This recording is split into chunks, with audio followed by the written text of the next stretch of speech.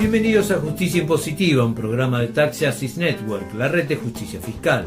Desde Londres, uno de los paraísos fiscales del mundo, les hablan Marta Núñez y Marcelo Justo. En este programa analizamos el panorama económico que enfrenta el nuevo gobierno de Brasil. Y nos preguntamos si el recetario neoliberal que prepara el presidente electo Jair Bolsonaro va a incendiar el país y la región. A Brasil se le suma el efecto tango. Vamos a ver cómo la crisis en Argentina golpea a Bolivia, Paraguay y Uruguay. Y también les contamos cómo 4 de las grandes empresas farmacéuticas del mundo juegan con la salud usando los paraísos fiscales. Y un diálogo exclusivo con el experto independiente en deuda y derechos humanos de Naciones Unidas sobre el impacto de la austeridad en las mujeres. Esto es Justicia Impositiva, un programa de Tax Justice Network, la red de justicia fiscal.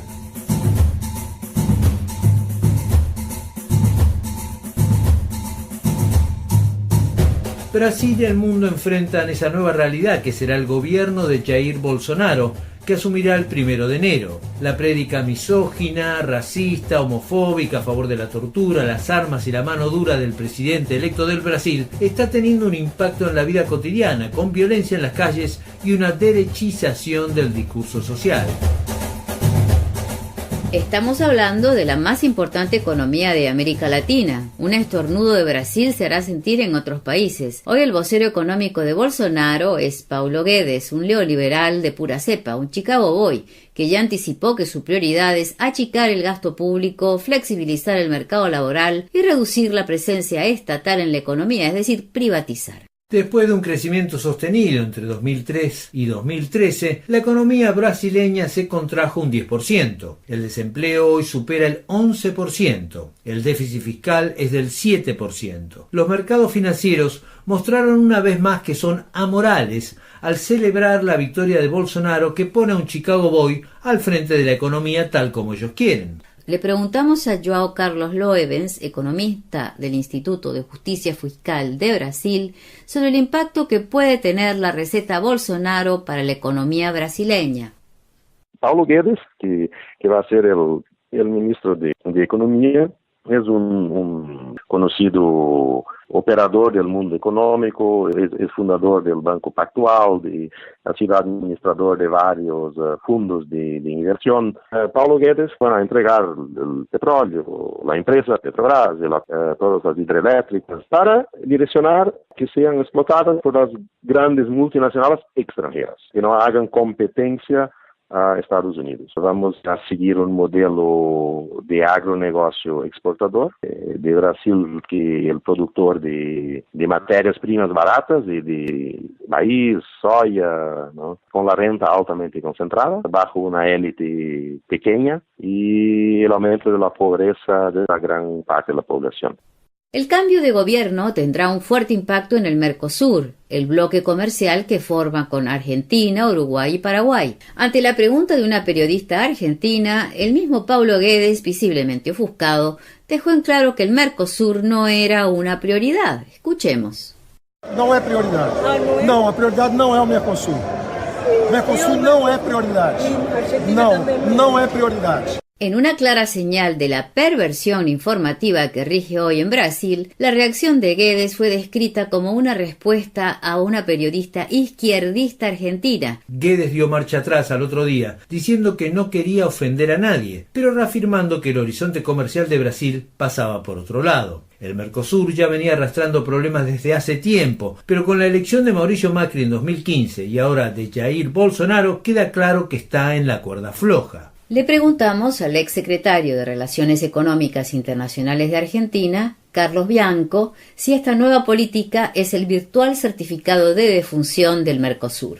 Yo creo que no, que lo que va a suceder es que lo van a querer flexibilizar, es el término que se viene utilizando, que es algo que ya pidió, por ejemplo, el Uruguay de Tabaré Vázquez en el año 2004, que se le permita negociar unilateralmente un tratado de libre comercio con los Estados Unidos. También tengo la información de que Macri este año había pedido la posibilidad de de derogar la decisión 3200, que es la que estipula que los países del Mercosur tienen que negociar sus acuerdos con otros países en manera conjunta. Y bueno, ahora yo creo que este es el camino al que estamos yendo en el Mercosur. Una llamada flexibilización del Mercosur, que significa dejar de ser una unión aduanera como es hoy, es decir, tener una política comercial común todos los países del Mercosur, y eso implica que las negociaciones se hacen en conjunto para pasar a ser solamente una zona de libre comercio. Es decir, que hay libre comercio entre los países del Mercosur, pero cada uno de los países puede negociar libremente otros acuerdos. Lo que si sucede efectivamente es un desastre, no solo para el Mercosur, sino para Argentina en particular. Brasil es el principal socio comercial de la Argentina, y además las principales exportaciones de Argentina a Brasil son bienes industriales, son automóviles, autopartes, bienes de capital, productos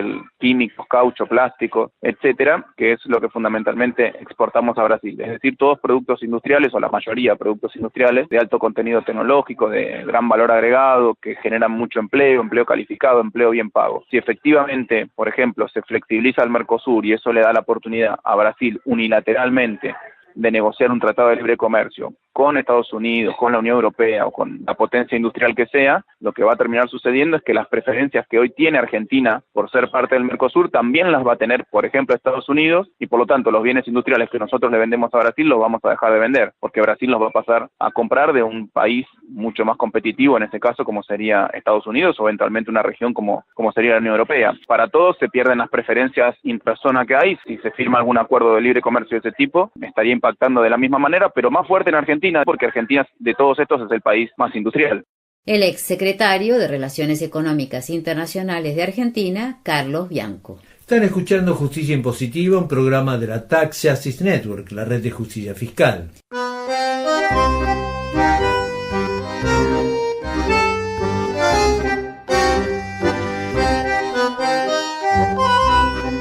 La elección de Jair Bolsonaro en Brasil y el rumbo que tome la mayor economía de América Latina bajo su liderazgo de extrema derecha es el desafío más obvio que tiene la región. El otro es el llamado efecto tango, es decir, el impacto de la crisis argentina en el resto de la región.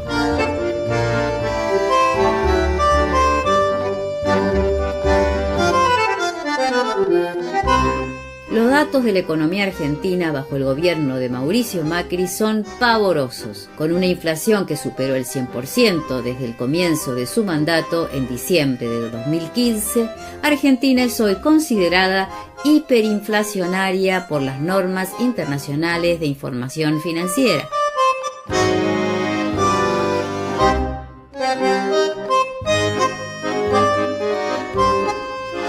Entre marzo y julio se perdieron 100.000 empleos en el sector privado. Hoy la economía está en recesión y la gran bomba de tiempo es la deuda y el pago de intereses y la posibilidad de un nuevo default. Todo esto es lo que se llama internacionalmente el efecto tango. En su panorama regional de las Américas, presentado en octubre, el Fondo Monetario Internacional advierte sobre dos peligros del efecto tango. Por un lado está el peligro de una mayor aversión al riesgo de los inversores internacionales, que no suelen diferenciar mucho entre un país y otro de la misma región o subregión, en este caso Sudamérica y América Latina. Pero además, el FMI plantea que hay 3 economías que podrían verse considerablemente afectadas a nivel comercial: Paraguay, Bolivia y Uruguay. Según el Fondo Monetario Internacional, Argentina representa hasta 16 de cada $100 generados que exportan estos 3 países. Justicia Impositiva investigó el posible impacto tango en estos países. Comenzamos con el más expuesto a los vaivenes argentinos, Paraguay. Desde Asunción, el periodista económico de Última Hora, Samuel Acosta, resumió de esta manera la situación de su país frente al efecto tango. Paraguay es un país que está muy conectado con Argentina y Brasil, por lo tanto, cuando hay una depreciación en su moneda respecto al dólar, los productos que ingresan desde la Argentina se toman mucho más barato, y eso estimula a algo que es muy difícil de controlar para el Paraguay, que es el ingreso de los productos de contrabando. Eso hizo que en las últimas semanas hayamos visto una merma en la venta de los supermercados y las tiendas en el orden de un 8 a un 10%. El impacto por el lado fiscal tiene que ver porque, digamos, el comercio formal vende menos y por lo tanto aporta menos al fisco. Ya el Ministerio de Hacienda ha advertido de que eso podría generar algún tipo de impacto, sobre todo para lo que van a ser los compromisos que tiene el gobierno de pago hacia finales de año con el tema de aguinaldos al sector público, y entonces por eso es que conjuntamente con la policía y la dirección de aduanas han iniciado algunos operativos muy grandes para tratar de algún modo controlar el ingreso de productos de contrabando. ¿Y qué pasa con el segundo país de la lista? Bolivia es un caso casi milagroso. Durante décadas fue símbolo de atraso, subdesarrollo, miseria, estancamiento. Hoy es la economía de Sudamérica que más ha crecido en los últimos 10 años. Redujo la inflación y el desempleo a la mitad. Más de 500.000 de habitantes salieron de la extrema pobreza y se duplicó la cantidad de gente que pertenece a la clase media. Hay varias claves de este desempeño económico boliviano: la nacionalización de los hidrocarburos y en menor medida la industria telefónica, el estímulo del mercado interno, la inversión en infraestructura y educación son parte de esta nueva cara que Bolivia está mostrando al mundo. Pero hoy Bolivia está rodeada de gobiernos hostiles de derecha como el argentino y el de Brasil. ¿Se verá además directamente afectada por el efecto tango? Esto es lo que nos respondió desde La Paz Javier Gómez, director ejecutivo del Centro de Estudios para el Desarrollo Laboral y Agrario, CEDLA. Bolivia tiene una política cambiaria de fuerte apreciación de su moneda, aún con depreciaciones de monedas nacionales en toda la región. Bolivia ha mantenido su posición de no hacer una devaluación. Nuestra primera preocupación es que los productos argentinos vengan con mucha mayor posibilidad de competencia a Bolivia. Hay restricciones en lácteos, hay restricciones algo de granos, porque lógicamente la competencia de una economía industrial más desarrollada que la argentina, que la boliviana, es una competencia muy dura. Lógicamente, los bolivianos que viven en mitad en Bolivia y mitad en la Argentina, que son bolivianos que trabajan en los talleres argentinos, fundamentalmente la confección y buena parte de la agricultura, ven que buena parte cae la actividad económica y vuelven, ¿no?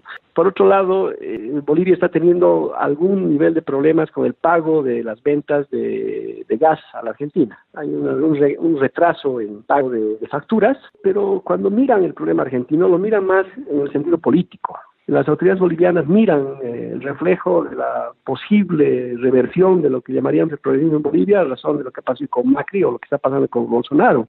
Desde La Paz, Javier Gómez, director ejecutivo del Centro de Estudios para el Desarrollo Laboral y Agrario, CEDLA. Y en último lugar, de los posibles afectados, Uruguay, esa suerte de hermano gemelo de los porteños en el Río de la Plata. Desde Montevideo, el periodista Rafael Rey explicó a Justicia Impositiva la principal preocupación que tiene hoy el gobierno uruguayo.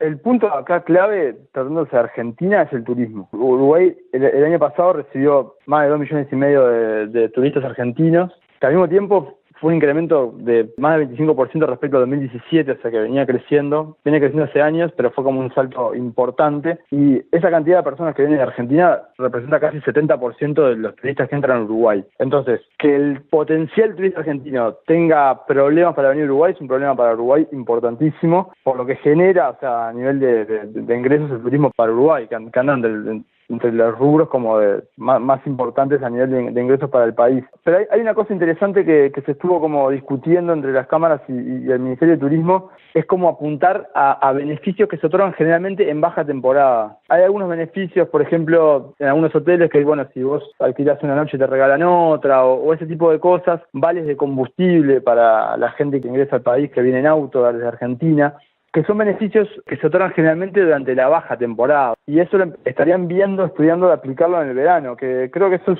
bastante significativo de cómo están evaluando la situación, ¿no? Por ejemplo, en Colonia, que es el cuarto destino turístico en Uruguay y que tiene una cercanía importante con Buenos Aires, hubo varios hoteles que cerraron, hubo unas 20-25 personas que pasaron seguro de paro, que fueron despedidas. Colonia es un lugar turístico mucho más acotado, mucho más dependiente también de un flujo de fin de semana de Argentina, y ahí ya pegó.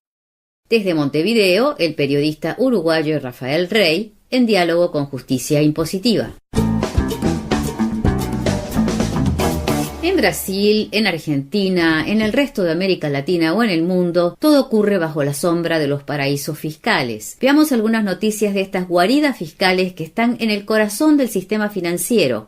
En Japón, la autoridad fiscal informó que tenía detalles de 550.000 cuentas de residentes japoneses en el extranjero. Con esta información, la autoridad fiscal busca combatir la evasión impositiva y las cuentas secretas en paraísos fiscales. La información se obtuvo gracias a la aplicación del llamado Common Reporting Standard de la Organización de Cooperación y Desarrollo, la OCDE. Este sistema establece las normas básicas por las que unos 100 países intercambian información bancaria de manera automática. Sigamos con otro método básico de elevación, las acciones al portador. Estas acciones no tienen nombre. Son del portador de las mismas y están bajo la mira en varios países. En mayo, Canadá prohibió la emisión de nuevas acciones al portador, pero este noviembre el líder de la oposición, Jagmeet Singh, propuso prohibirlas por completo y cerrar otras rendijas legales financieras. El anuncio lo hizo nada más y nada menos que en la Bolsa de Comercio de Toronto, la ciudad más grande del país y su corazón financiero. Política y paraísos fiscales. En el Reino Unido crece la presión sobre la primer ministro Theresa May a raíz de una denuncia de que bloqueó, cuando era ministra del Interior, una investigación sobre el principal financista de la campaña del Brexit, el multimillonario Aaron Banks. Banks está siendo investigado por la Agencia Nacional de Delitos,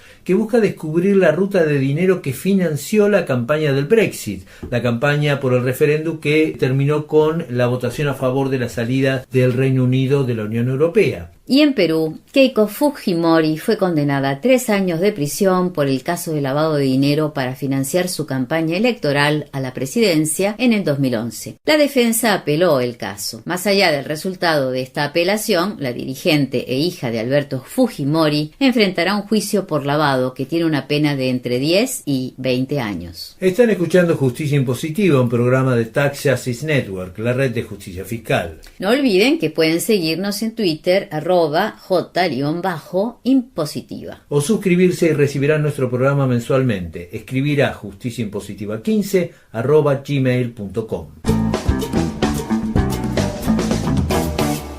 Una investigación de la organización humanitaria Oxfam revela que 4 de las más grandes farmacéuticas del mundo utilizan sistemáticamente paraísos fiscales para la elusión y evasión impositiva. El informe tiene un nombre revelador y contundente: Recetas para la Pobreza. Y claro, es así porque las recetas que nos dan los médicos son también en muchos casos una receta para que el sistema de salud tenga menos financiamiento y para que haya mucho menos acceso a medicamentos esenciales. Lo que dice Oxfam es que las farmacéuticas estadounidenses Johnson & Johnson, Pfizer, Merck y Abbott eludieron impuestos por más de $100 millones en países en desarrollo. En Perú, por ejemplo, Pfizer dejó de pagar $22 millones en impuestos entre el 2013 y el 2015.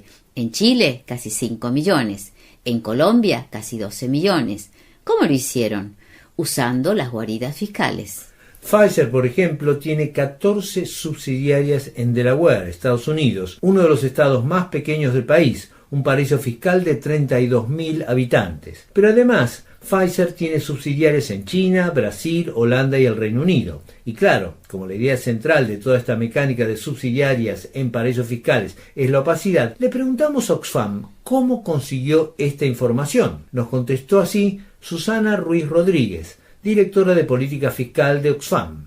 Lo que hemos hecho es comparar la información que estas empresas hacen pública. Y nos hemos encontrado con un patrón de comportamiento que se repetía para las 4 empresas, que es márgenes de beneficios muy altos en paraísos fiscales, márgenes de beneficios mucho más bajos en el resto de países, en las economías desarrolladas o en países emergentes o economías en desarrollo que hemos podido analizar. Por eso tenemos esta situación en la que el promedio del comportamiento de estas 4 empresas es un beneficio en conjunto de un 31% en promedio en los paraísos fiscales frente a un 7% en las economías desarrolladas y un 5% en países en desarrollo o países emergentes. Lo que parece indicar este patrón de comportamiento es que hay una localización de beneficios mucho más importante en esos paraísos fiscales frente a una localización de costes más alta, operativos, en las economías en las que hay una actividad real. Como se ve, el mecanismo es simple y está más o menos a la vista. Oxfam contrastó información pública y descubrió que había algo extraño entre todas estas subsidiarias en paraísos fiscales, que sacan enormes beneficios a pesar de que la actividad comercial de esas compañías en el territorio resultan insignificantes. ¿Cuál es entonces el impacto de toda esta mecánica financiera a través de los paraísos fiscales para la salud humana? Nuevamente, Susana Ruiz Rodríguez. El primer efecto que vemos es el de utilizar estos esquemas de planificación fiscal agresiva para reducir los ingresos tributarios que hay en el país, que son ingresos que luego irían a las arcas públicas y que luego podrían ser reinvertidos en políticas de educación, de sanidad, de protección social, etcétera. Pero luego lo que sí vemos es que hay un comportamiento también muy similar en estas 4 empresas que tiene también efectos muy directos en los usuarios, en los pacientes que tienen que tener acceso a estos medicamentos. Y es que estas empresas están utilizando su posición dominante en el mercado para negociar o imponer precios muy altos, muy por encima de los costes de producción que son necesarios para obtener esos medicamentos, y que eso genera una dificultad en el acceso a medicamentos vitales para muchos ciudadanos en países donde no se pueden pagar ese coste, o cuando son asumidos por la sanidad pública es un sobrecoste para el Estado. Así que vemos como un doble juego, un coste directo en menos ingresos y un sobrecoste para el Estado o para el bolsillo de los ciudadanos, porque las prácticas casi monopolísticas de estas empresas están forzando unos precios en los mercados muy por encima de lo que podría ser razonable para tratamientos tan importantes como el cáncer.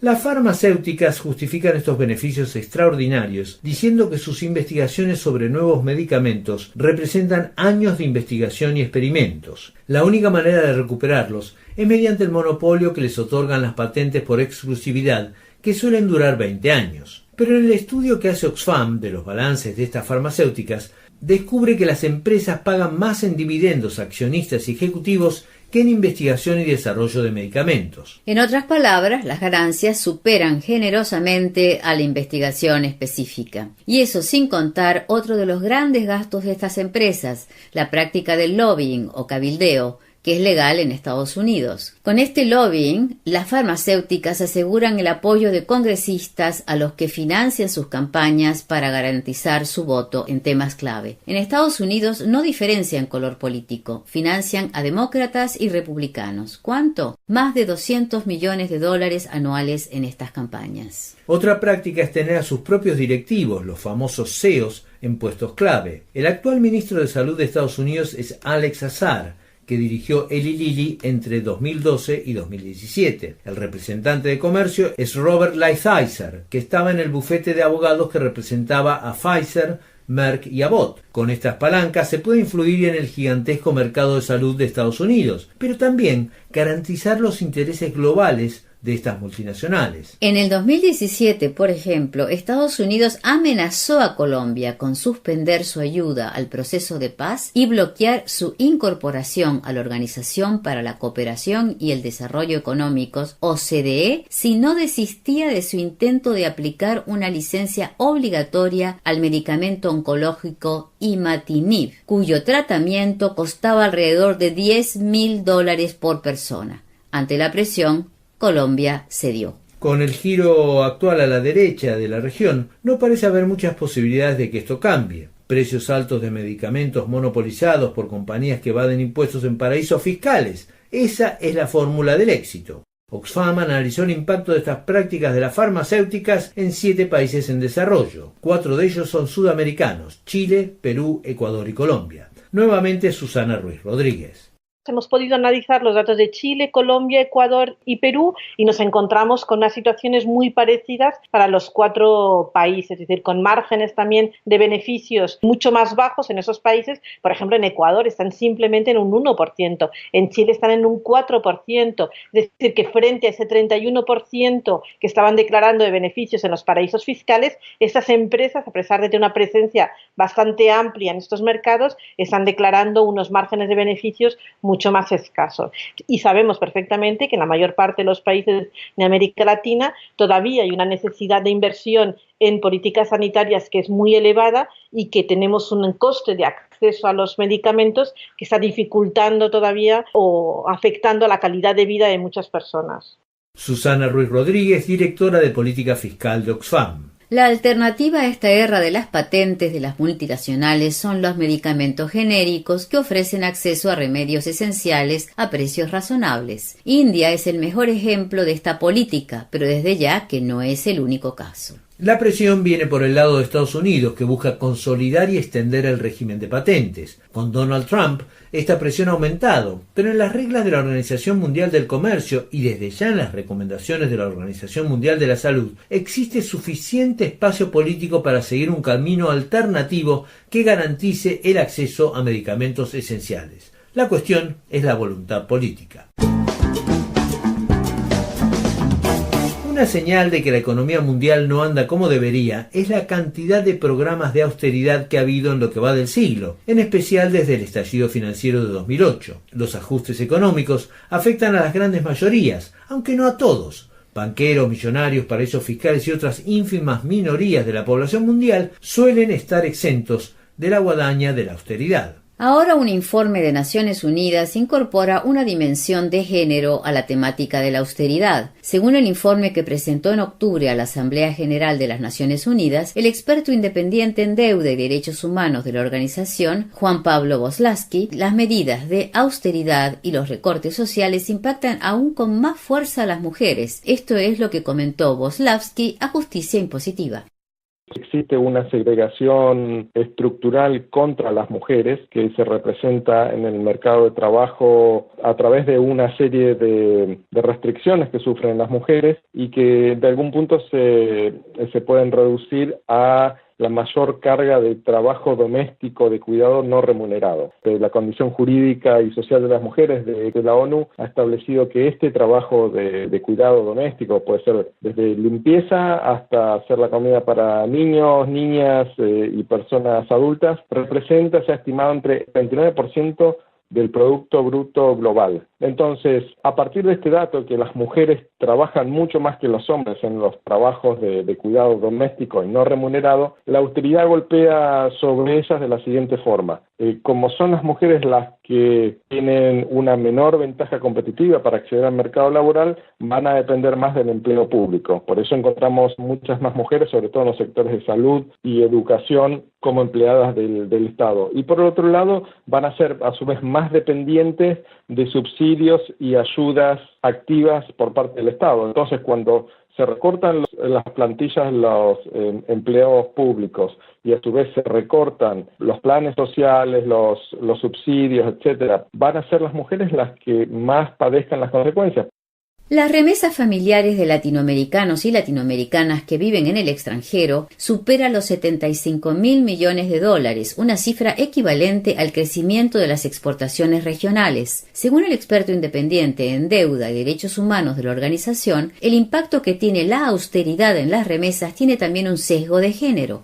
La composición de aquellos trabajadores y trabajadoras en países desarrollados que envían a sus familias dinero que pueden ahorrar trabajando, el componente de mujeres es muy fuerte. Por eso, otra vez, cuando hay medidas de austeridad y las mujeres son las primeras golpeadas, esto repercute después en sus familias, en sus países de orígenes, porque las remesas al mismo tiempo van a verse disminuidas porque encuentran menos trabajo, está peor remunerado, tienen menos cobertura social, es decir, tiene un efecto dominó sobre las remesas y cómo ayudan a sus familias en sus países de origen.